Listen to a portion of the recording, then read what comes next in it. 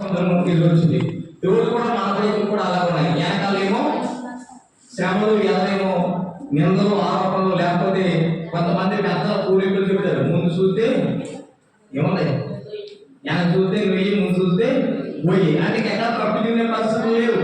అదే పరిస్థితి ఆనాడు కూడా ఐగుప్తు దేశం అయితే వస్తున్న ఇశ్రాయేలు ప్రజలు కూడా ఉన్నప్పుడు దేవుడు ఏం చేశాడంటే ఆ పరిస్థితి నుంచి విడిపించగలిగాడు.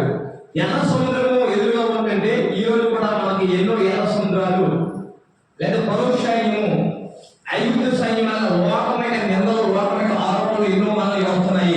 ఎర్ర సముద్రమైన ఎన్నో కష్టాలు, ఇబ్బందులు మనకు కలుగుతున్నాయి.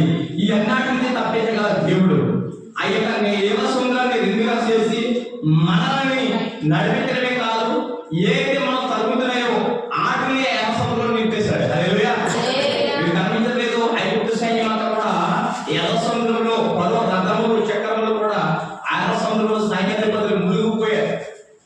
ఏం జరిగిందంటే మునిగిపోయారు. మునిగలేదు అంటే వాళ్ళు దేవుడు వారిని ప్రేమించి తల్లి తన బిడ్డను ఏ రీతిగా కౌలికి తీసుకెళ్తాం అలాగే ఇశ్రాయేలు ప్రజలందరినీ కూడా దేవుడు ఆ తల్లికి చేర్చేంత వరకు కూడా ఎర్ర సముద్రం రెండుపాయగా ఉన్నాయి. హల్లెలూయా. ఎర్ర సముద్రం రెండుగానే ఉంది. గోడ కట్టినట్టుగా ఒక మార్గం ఏర్పడ్డది. తర్వాత ఎవరైతే శత్రువులు తరిమి వారు కూడా వీళ్ళని ఎప్పటించి వద్దామన్నప్పుడు ఎర్ర సముద్రం తిరిగి వారిని ముంచేసింది. దీన్ని మనం అర్థం చేసుకోవాల్సిన విషయం ఏంటంటే ఏ శ్రమ అయితే